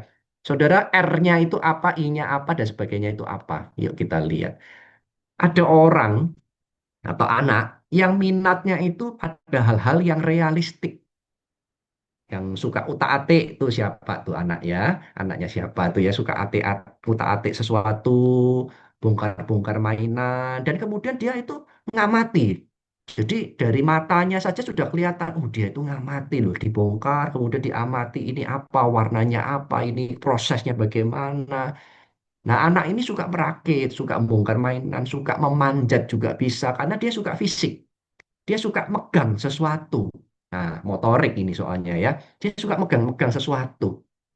Nah, apakah anak saudara itu seperti ini, saudara ya? Biasanya olahraganya juga pinter. Cepat sekali belajar dia olahraga, saudara ya. Itu R. Yang kedua ada anak tertentu yang investigatif, I. Biasanya anaknya ini itu ya apa suka neliti, intelektual ya, suka sains misalnya ya, suka buku-buku why itu ya, suka dibeliin tuh buku why kemudian dilahap habis tuh baca, dia senang sekali ya, senang ngajak diskusi tentang hal-hal yang berbau analisa ya. Nah, baca ensiklopedia, matematika, teknologi dan sebagainya. Pokoknya kegiatan berpikir, kegiatan meneliti, ini anak ini suka. Ini kalau misalnya dia gede mungkin cocok nanti jadi ikut Olimpiade Fisika mungkin ya kalau dia senang fisika, atau ada yang suka Olimpiade Matematika, suka matematika mungkin ya silakan saudara ya dikembangkan di sana. Ada yang artistik A, ya orang ini kreatif, ekspresif. Dia suka sekali misalnya gambar. Dari kecil saudara akan bisa melihat kalau saudara sering sama dia ya. Oh, anak ini itu suka gambar. Dan bagus ya, bukan asal apa begitu ya. Dia suka gambar. Atau anak ini itu musiknya atau pendengarannya itu bagus. Dia dengerin musik, kemudian nggak lama dia bisa menyanyi persis kayak yang dimainkan musiknya. Nah, ini kita mesti aware berarti. Oh, anak saya itu minatnya ini kayaknya. Ya. Nah, jadi nggak usah dipaksa. Ayo les piano misalnya ya. Anak ini akan minta sendiri malah, mah. Ini mau les piano gimana? Wah, dia malah minta sendiri les gitar gimana? Nah, ini anak ini suka seni dan seni sekali lagi tidak harus tentang musik, tidak harus gambar ya macam-macam seni itu ya bisa tentang teater itu ya berarti seni gerak ya seni apa itu seni tari dan macam-macam. Ada yang S sosial. Ini orangnya peduli, caring ya, interpersonalnya bagus, social skillnya bagus. Dia suka bantu orang, suka dengerin orang, ya suka nolong orang. Hatinya itu suka bantu yang lemah atau yang kurang kayak gitu ya. Nah, ini mungkin ke depannya cocok ini jadi misalnya psikolog gitu ya. Nah, ini cocok ini. Dokter juga mungkin oke. Nah, Terus berikutnya ada yang enterprising ya, persuasif, orangnya ini suka merayu ya, memimpin orang tuh juga bagus. Nah, biasanya kelihatan tuh dari kecil dia itu suka menguasai orang, mempengaruhi orang, memotivasi, menggerakkan orang. Nah, cocok nih misalnya suka bicara di depan orang juga dia nggak terlalu grogi gitu ya, berani memulai sesuatu. Nah, ini biasanya dia kepin unik ya, nggak mau sama dengan yang lain. Nah, ini kadang-kadang anak yang seperti ini juga ada ya.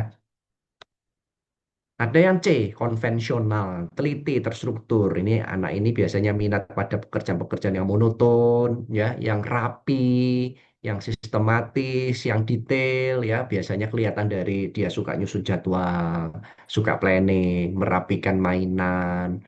Kalau yang motorik tadi mungkin suka bongkar mainan, kalau yang ini suka merapikan mainan gitu ya.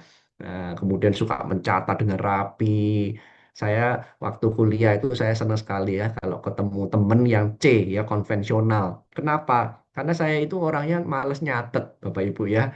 Nah, kalau sudah ketemu sama ini, pinjem dong buku catatannya. Wah, saya pasti pilih yang konvensional ya. Teman saya yang teliti, terstruktur. Pokoknya mencatatnya rapi. Saya paling senang ketemu teman seperti ini, Bapak Ibu ya. Nah, tips penggunaan riasek ini gimana, saudara ya? Dalam hal, misal pertama, untuk ngajak bicara sama anak, jadi bahan obrolan, itu juga enak. Misal, tadi kamu bantu adik ya. Yuk, ceritain ke mama loh. Ayo, gimana kok kamu bisa sabar banget toh bantu adik. Ini S tuh maksudnya sosial. Misalnya anak kita ini sosial gitu ya. Anak saudara ini sosial. Oh, berarti ini kayaknya anak ini suka bantu. Coba ajak ngobrol di titik yang seperti itu.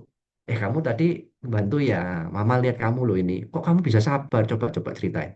Coba bayangin Bapak Ibu ya. Kalau orang itu suruh cerita minatnya dia, wah pasti kan akan berapi-api. Dia merasa kita ini nyambung ke dunia dia, peduli dengan dunia dia.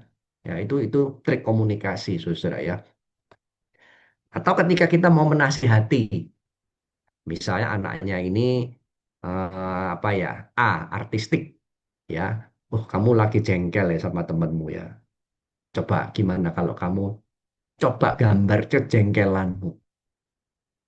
Papa ingin lihat gambarnya kayak apa. Ini kan artinya apa? Kita sedang mencoba mencerdaskan emosi dia, menyalurkan emosi dia lewat minatnya dia. Misalnya kalau dia gambar, ya coba. Misalnya dia suka gambar gitu ya, ya coba. Papa pengen lihat. Kira-kira gambaran kejengkelanmu seperti apa? Papa pengen lihat. Nah, ini kita bisa pakai kan ya, melalui minat-minatnya dia apa. Atau yang terakhir mengapresiasi. Oh, misalnya ini anaknya enterprising ya, oh, persuasif, kepemimpinan. Wih, Papa lihat kamu tuh berani, percaya diri. Papa bangga loh sama kamu bisa mengambil keputusan ini. Nah, ini kan ketika disentil pada kekuatan dia, minatnya dia, dia pasti happy, dia pasti merasa ini papa mamanya memahami dia, komunikasinya nyambung sama dia dan enak. Akhirnya dia lebih open sama kita tentunya nanti. Oke, saudara, ringkasan. Ini yang terakhir sebelum kita tanya jawab ya. Ringkasan apa? Dari tadi kita belajar, yang pertama kita belajar tentang fondasi komunikasi orang tua anak. Ingat, anak itu anugerah dan miliknya Tuhan. Kita itu cuma dititipin, ya. Yang kedua, anak itu gambar rupa Allah. Artinya apa? Ingat, anak kita itu bukan miniaturnya kita. Jangan paksa kita untuk serupa dengan kita. Ya, ajak dia untuk serupa dengan Allah, memikirkan rencana Allah buat dia apa, ya. Kita ini fasilitatornya buat si anak. Dan kemudian tiga teknik komunikasi yaitu komunikasi berdasarkan kebutuhan usia dia, kecil dan remaja itu berbeda. Kemudian yang kedua komunikasi berdasarkan gaya kepribadian yaitu dominan, intim, stabil, cermat. Dan terakhir adalah komunikasi berdasarkan jenis minat ya, ada riasek yang tadi saudara ya. Nah, kira-kira itu yang saya bisa bagikan, saudara. Ya, kira-kira gitu, Mr. Krison. Silakan kalau mau dimoderasi untuk tanya jawab. Ya, Baik, terima kasih Pak Andrew yang sudah membawakan materi untuk kami. Saya pikir dan saya rasa ya Pak, sangat mengena dengan apa yang kami alami, yang kita alami semuanya ya. Baik, kita akan masuk ke dalam sesi pertanyaan. Sebelumnya sudah ada dua pertanyaannya sambil Bapak Andrew jelaskan tadi di chat. Oke. Kita dahulukan dulu ya yang sudah bertanya di chat. Bapak Ibu yang lain nanti setelah dua pertanyaan ini, boleh Bapak Ibu bertanya langsung atau di chat juga ya. Pertama ada dari Ibu Vika. Eh, Pak, saya mau tanya, kapan anak biasanya mulai punya egonya sendiri? Misalnya mulai memberontak. Dan persiapan apa yang harus saya punya jika anak saya mau mulai memiliki tanda-tanda seperti itu? Silakan, Mbak. Oke, Bu Vika, thank you. Ini memang tidak mudah ketika siapapun dalam masa transisi, ya siapapun, nggak cuma anak. Kita pun ketika masuk di dalam masa transisi alias tanggung, itu pasti tidak enak. Ya, contoh lah, kalau kita nih mungkin, ya saya tidak tahu Bapak Ibu, usianya kita mungkin bisa beda-beda. Saya mulai mulai masuk ke masa transisi apa ya istilah saya lupa istilahnya apa. Tapi ketika saya mulai masuk ke usia 40 tahun, ya itu saya sudah mulai masuk transisi misalnya sulit tidur, ya tidak segampang dulu. Apalagi kalau saya lihat anak saya remaja ini, aduh enak banget 8 jam bahkan masih bisa dilanjutkan lagi tidurnya. Wah enak sekali. Dulu padahal saya itu bisa begitu dan cepat sekali untuk tidur. Tapi menginjak usia 40, 41 itu sudah semakin sulit. Dan di dalam waktu-waktu itu saya jadi lebih sering marah, lebih sering emosi, lebih sering apa. Itu sampai istri saya mengingatkan, kamu kok sering marah ya. Saya baru sadar ini saya sedang mulai memasuki masa-masa transisi. Eh, saya lupa namanya ya. Kalau wanita itu kan perimenopause gitu ya. Kalau pria itu apa? Saya lupa. Ya.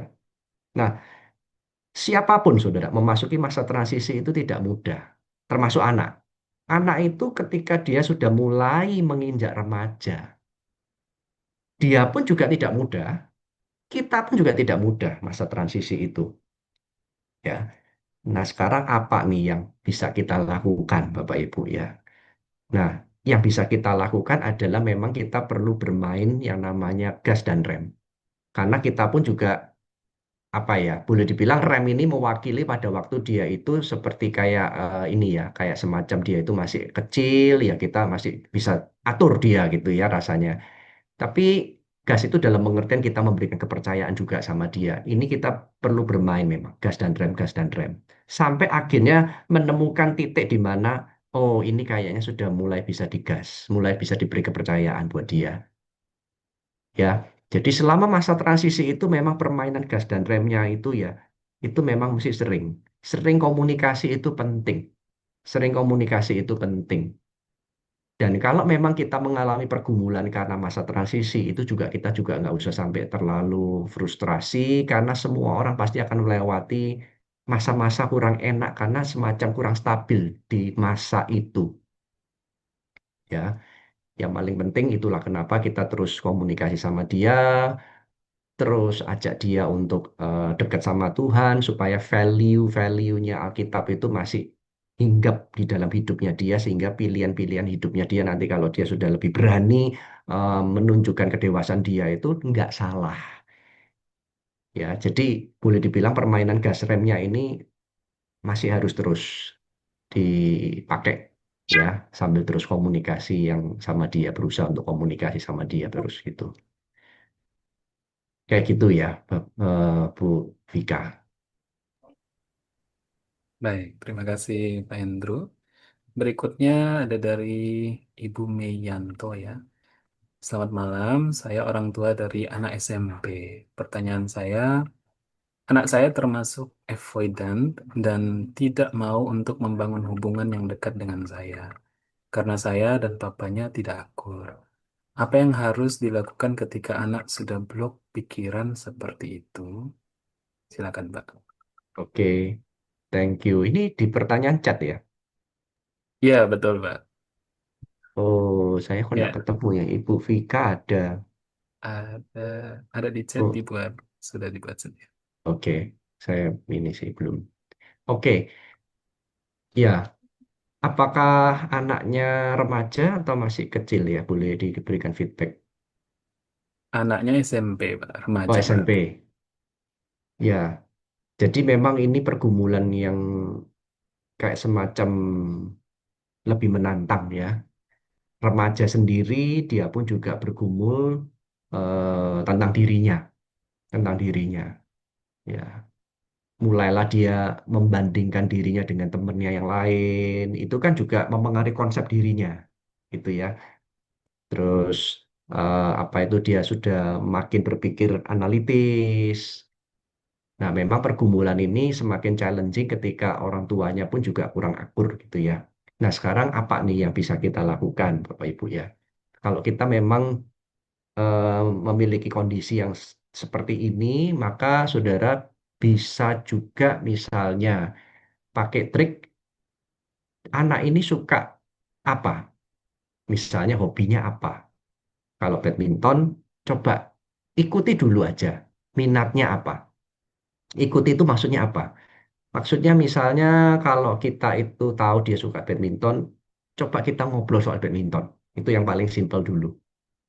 Ya, apa sih yang kamu suka dari badminton ini? Mama pengen tahu. Misalnya seperti itu dulu. Dan kita terus juga belajar tentang badminton. Ya, supaya nyambung dunianya dia. Ya, badminton ini dia suka karena apa? Kita juga pelajari. Misalnya kita jadi tahu tentang raketnya yang bagus seperti apa. Karena saya suka badminton, anak saya kebetulan juga suka badminton ya. Jadi saya juga bisa ngomong dengan lebih gampang ya. Oh, raket yang harga sekian itu begini. Ada raket yang tipenya untuk nyemes. Ada raket yang untuk tipenya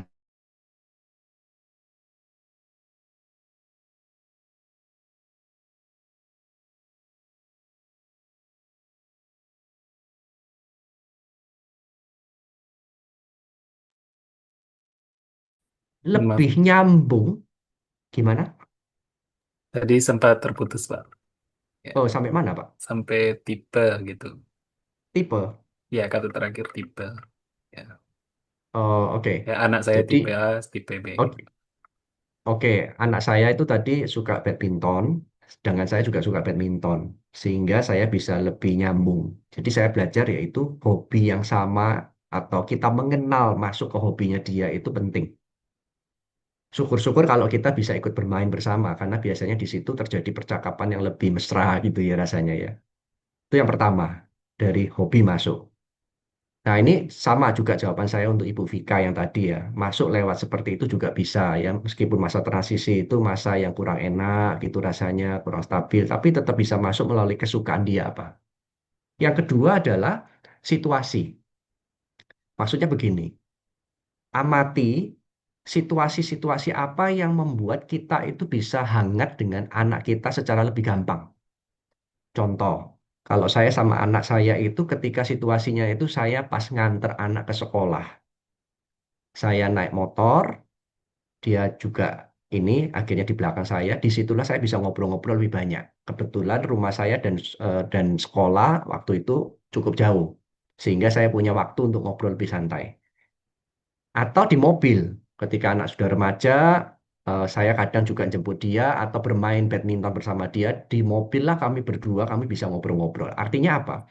Temukan situasi-situasi yang bisa lebih gampang untuk menghangatkan komunikasi itu sendiri. Rasanya lebih gampang kalau sudah dalam situasi itu. Nah, itu apa? Mesti temukan itu. Misalnya entah di bioskop, ya mungkin habis nonton bioskop, kemudian kita bisa ngobrol tentang filmnya tertentu. Nah, mungkin oh ini situasi yang cocok ya menghangatkan suasana. Coba pakai itu juga. Kadang mungkin anak itu kalau sudah remaja gitu ya mungkin suka ke kafe, ya mungkin di situ kita bisa ngobrol-ngobrol. Nah, jadi artinya bisa pakai situasi yang menghangatkan itu di mana. Ya, jadi yang pertama hobi, yang kedua adalah situasi. Manfaatkan itu. Kira-kira gitu, Mister Grison. Baik, terima kasih Pak Hendro. Bapak Ibu, karena waktu kita terbatas ya, sebelum kita lanjut ke yang di chat, apakah ada yang ingin bertanya langsung? Saya persilakan sekarang.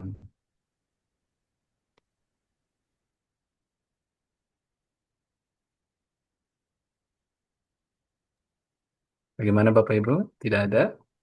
Kalau mau bertanya langsung silakan. Kalau tidak kita lanjut ke yang ada di chat. Baik, tidak ada. Kita lanjut di chat ya Pak ya. Di chat ada dari Ibu Virginia Tio bertanya, saya ingin bertanya bagaimana dan seperti apa ayah atau ibu yang baik itu. Kemudian bagaimana mendidik anak dengan baik dan benar, khususnya pada masa Golden Age. Pada masa itu khususnya anak-anak itu banyak merekam. Bagaimana memberikan didikan yang baik bagi mereka? Apakah harus dengan nada tinggi atau seperti apa? Terima kasih. Silakan, Pak. Oke, ya memang ada sih banyak psikolog yang mengatakan golden age itu 0 sampai 7 tahun gitu ya. Ada yang banyak ngomong begitu. Memang usia-usia pokoknya masih kecil sekali, itu masa-masa menyerap. Maksudnya golden age itu adalah masa yang menyerap apapun yang dimasukkan kepada mereka gitu ya dari kita.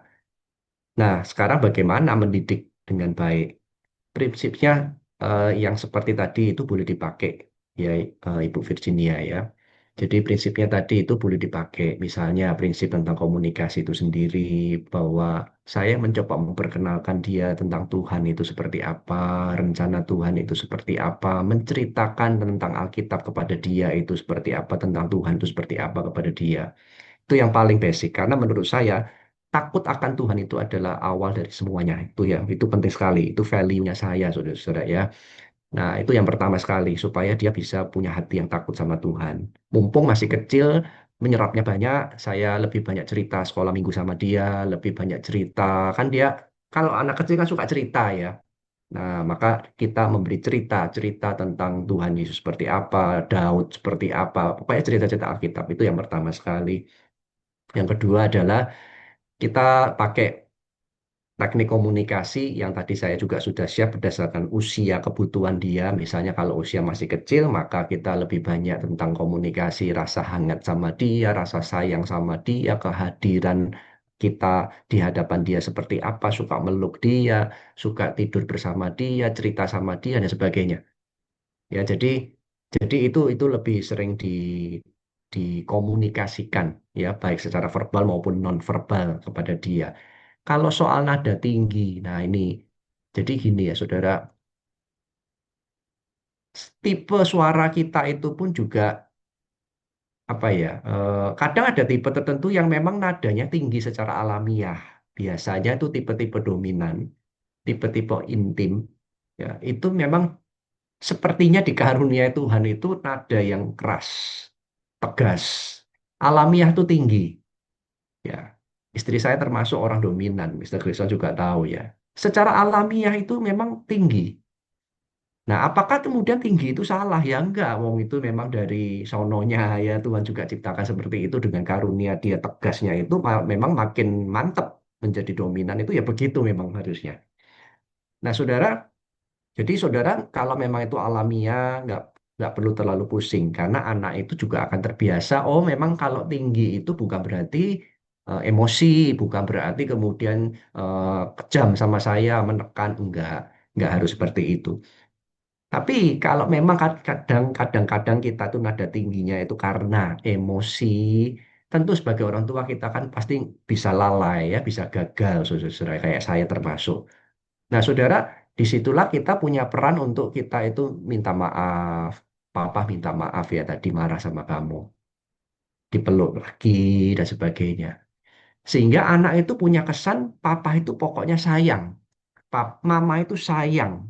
Jadi meskipun dia sempat sakit hati karena dilukai, misalnya bukan dilukai, maksudnya di apa ya, bisa didisiplin gitu ya. Tapi bukan berarti kemudian dia menyimpulkan papa mama itu jahat misalnya, bukan. Papa mama itu sayang. Nah itu ya. Jadi seperti itu kira-kira, Mr. Rizal. Terima kasih, Pak. Berikutnya ya, Pak, kita lanjut. Dari Bapak Nahor, permisi bertanya, Pak, apakah temperamen anak sudah bisa ditebak atau terlihat sejak usia balita? Dan apakah sudah permanen atau dapat berubah seiring bertambahnya usia anak? Terima kasih. Silakan, Oke, Pak. thank you Pak Nahor.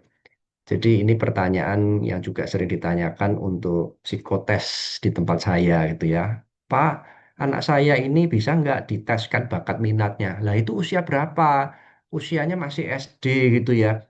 Nah, saya nasihatin orang tua ini biasanya begini.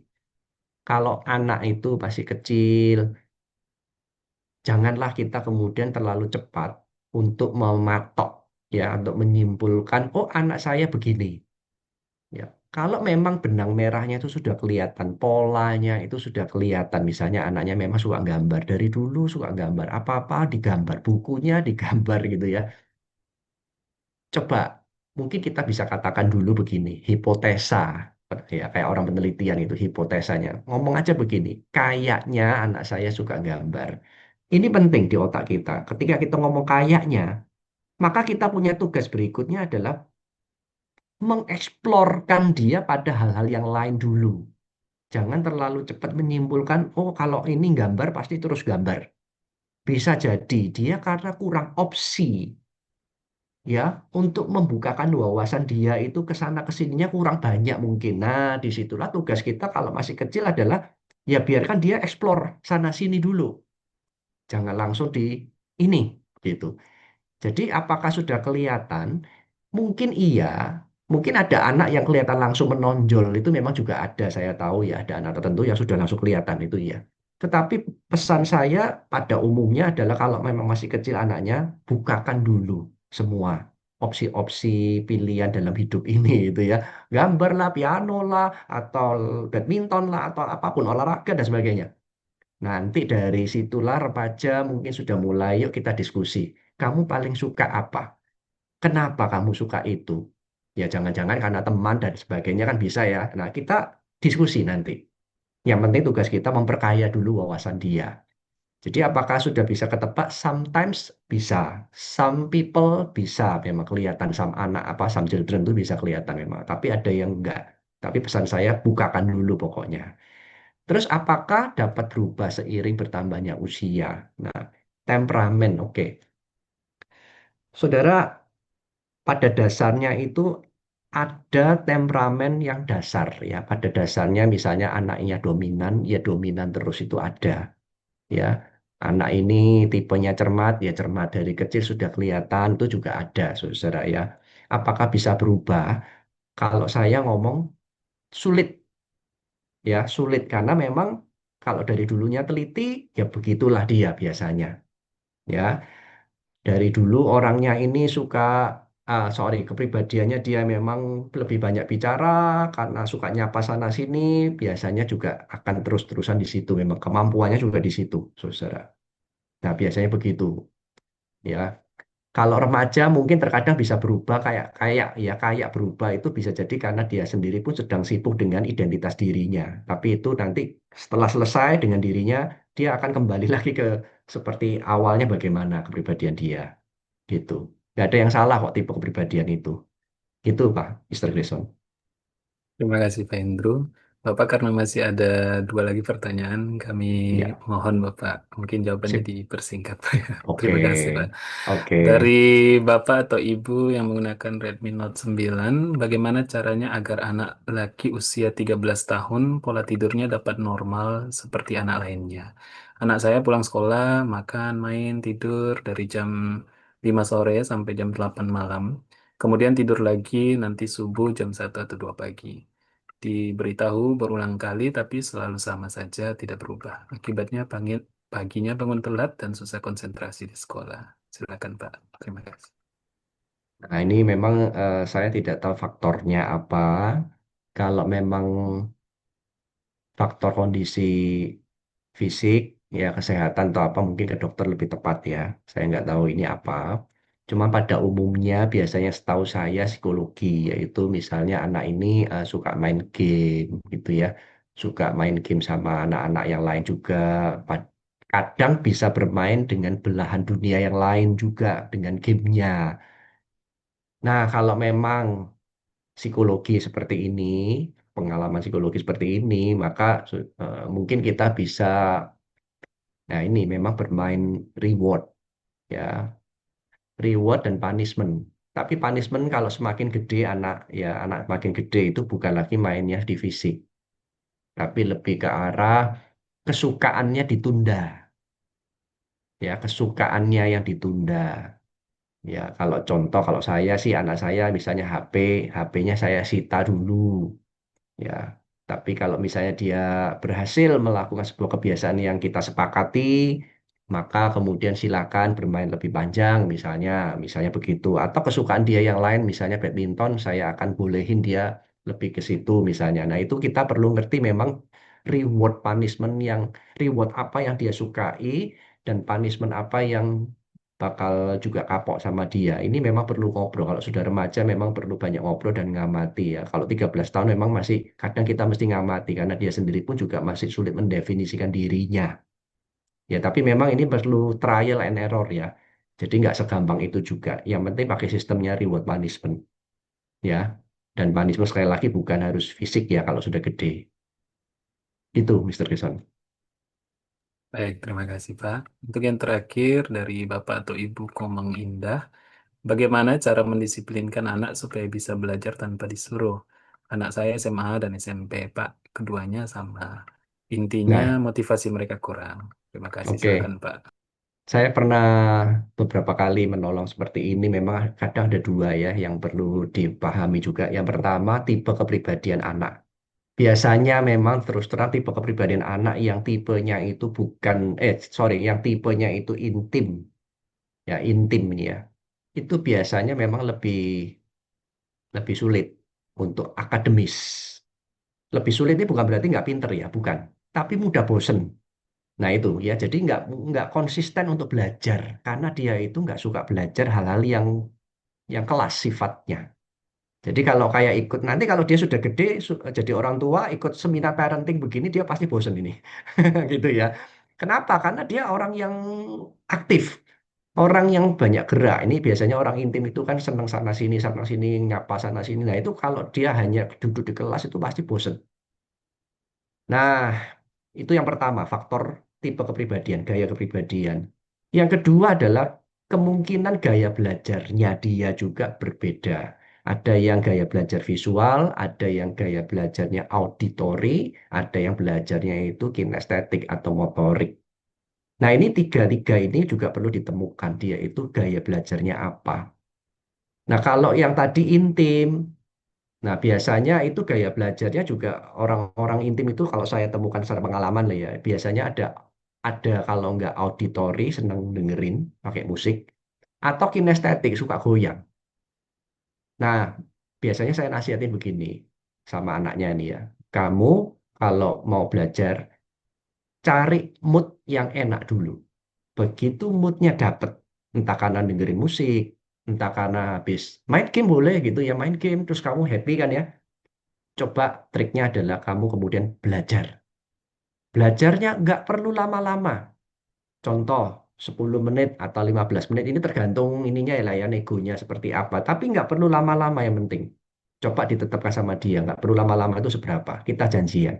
Begitu misalnya sepakat nih 30 menit ya.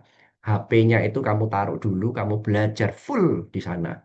Nah, nanti setelah 30 menit, kamu main lah. Misalnya main 10 menit. Setelah itu belajar lagi 30 menit. Jadi sistemnya itu kayak potong-potong. Jangan konsisten begitu terus. Karena memang tipe-tipe ini biasanya tipe yang nggak suka belajar. Ya, jadi kalau diterus dipaksa, dia semakin mempunyai makna bahwa belajar itu menjengkelkan, nggak puas pokoknya jelek di hadapan dia. Semakin nggak suka. Nah, memang bermain trik antara gaya kepribadian dia apa dan gaya belajarnya seperti apa. Kayak gitu. Baik, terima kasih Pak Endro. Dengan demikian sudah selesai ya pertanyaannya. Dan kami ucapkan terima kasih buat Pak Endro yang sudah memberikan materi dan juga merespons pertanyaan-pertanyaannya. Terima kasih. Kita beri aplaus ya kepada Pak Endro. Thank you, Pak. Thank Ya, you. saya persilakan kembali kepada Miss Rosa. Nggak dengar, aku nggak dengar Silakan Miss Rosa. ngomong apa. Baik. Ya. Baik, sekali lagi mari kita beri tepuk tangan yang meriah untuk Bapak Andrew dengan menggerakkan tangan seperti ini, Bapak Ibu. Ya. Ya. Baik, untuk selanjutnya Kita di hari yang spesial ini sangat berbahagia. Kita kedatangan tamu. Terima kasih kepada Bapak Andrew Abdi Setiawan yang telah berkenan memberikan materi yang sangat luar biasa. Kami juga menyambut khusus kepada Bapak Sulaiman, Ketua Yayasan Kalam Kudus Indonesia yang telah hadir malam ini bersama dengan kita. Mohon berkenan untuk Bapak Sulaiman menyapa kami yang ada di Pulau Bali.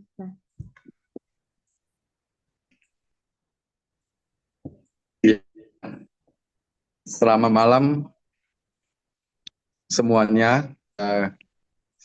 Malam juga terima kasih Pak Heru. Thank you sama-sama Pak Sulaiman. Ya, satu kesempatan yang cukup baik ya. Bisa meluangkan waktu untuk berbagi khususnya di cabang ya. Kami yang di Bali. Nanti ke depan saya untuk bisa di cabang yang lain lah Pak. Siap-siap ya Pak. Ya, demikian juga ucapan terima kasih ya untuk tim yang lapangan khususnya di SKKK Bali terus berjuang dan berinovasi ya. Demikian juga sebagian besar ya orang tua murid atau wali yang juga hadir di sore atau malam hari ini ya. Terima kasih, semua dipersiapkan dengan baik ya. Tuhan memberkati untuk kegiatan parenting sore malam hari ini. Terima kasih. Terima kasih Pak Sulaiman untuk semangat Bapak kepada kami, khususnya keluarga besar Sekolah Kalam Kudus Bali, mulai dari jenjang TK, SD, SMP, hingga SMA. Baik Bapak Ibu, tidak terasa sudah berada di penghujung acara. Sungguh luar biasa materi hari ini. Semoga insight yang kami terima dapat diterapkan dan menjadi berkat bagi orang tua serta anak-anak kami, khususnya di Sekolah Kalam Kudus Bali. Sebelum kita mengakhiri, kami juga mengingatkan kembali Bapak Ibu untuk tidak lupa mengisi link kehadiran dan juga feedback yang sudah ada di kolom chat tadi. Masukan Bapak Ibu tentu sangat berarti bagi kami, terutama untuk peningkatan kualitas kegiatan dan pendidikan di sekolah kami. Selanjutnya, mari kita momen ini kita abadikan Bapak Ibu melalui foto bersama, screenshot. Sekiranya mohon Bapak Ibu berkenan membuka kameranya sebentar. Kita ada 5 slide, jadi mohon bantuan Miss Moon nanti bisa mengambil setiap slide satu-satu ya. Baik Bapak Ibu, kita akan hitung dari saya. Senyum Bapak Ibu, berikan senyum yang terbaik bersama dengan putra-putri yang terkasih. Ya. 1, 2, 3. Oke. Tahan dulu Bapak Ibu senyum. Kita tidak tahu berada di kamera slide berapa. Ya. Lanjut berikutnya slide kedua. Tahan Bapak Ibu senyum. 1, 2, 3. Ya. Tahan dulu. Sekali lagi slide yang berikutnya, slide ketiga. Tahan senyum. 1, 2, 3. Ya. Berikutnya. Senyum. 1, 2, 3. Ya, sudah cukup. Sekali lagi yang terakhir. Senyum yang terbaik. 1, 2, 3. Iya, baik. Terima kasih sekali lagi Bapak Ibu. Kita berikan semangat untuk kita semua. Tepuk tangan untuk diri kita dan sekolah kita Kalam Kudus. Ya. Ya. Baik. Selanjutnya kami juga mengucapkan terima kasih sekali lagi untuk Bapak Andrew, Bapak Sulaiman, dan juga seluruh orang tua baik dari jenjang TK, SD, SMP, hingga SMA yang sangat berarti pembicaraan kita hari ini meluangkan waktu terutama untuk pendampingan kita terhadap anak-anak kita. Ya. Sekarang mari kita masuk ke dalam kegiatan doa yang terakhir, yaitu doa penutup. Kita akan mengakhiri kegiatan doa hari ini bersama-sama. Mohon dengan kasih Miss Catherine boleh menutup bersama di dalam doa. Oke, baik Miss Rosa. Apakah suara saya kedengaran, Miss?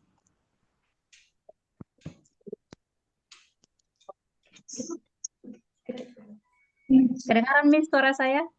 Sudah. Silakan. Oke. Baik, Miss dan Mister, Bapak Ibu sekalian, mari kita berdoa.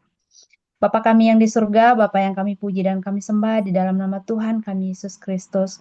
Kami bersyukur ya Tuhan pada kesempatan ini Tuhan izinkan kami untuk melaksanakan acara parenting hari ini ya Tuhan.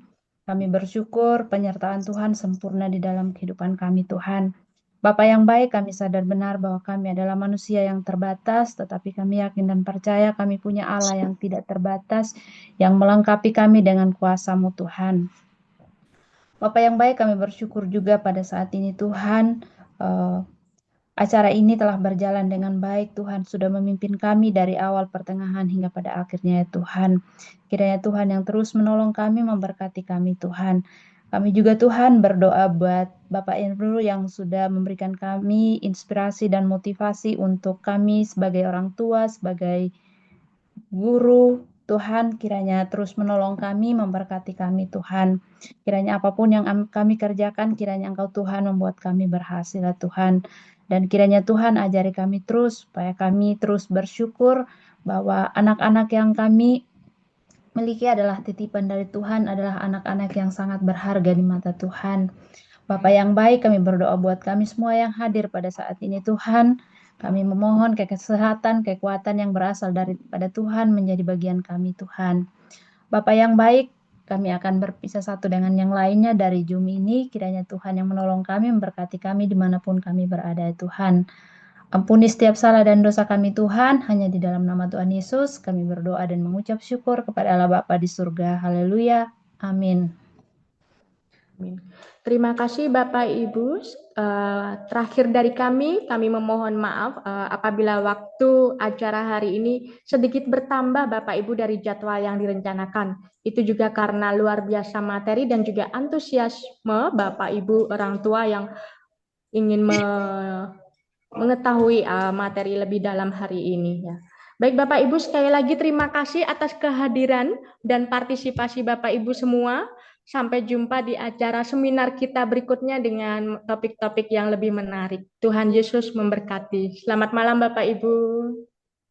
Selamat malam semuanya. Selamat Selamat malam. Terima malam. kasih. Terima kasih. Terima kasih, terima kasih. Terima kasih Pak Endro. Terima kasih Pak Sulaiman semua. Terima kasih Miss Rosa, Miss Mon. Ya, sama-sama.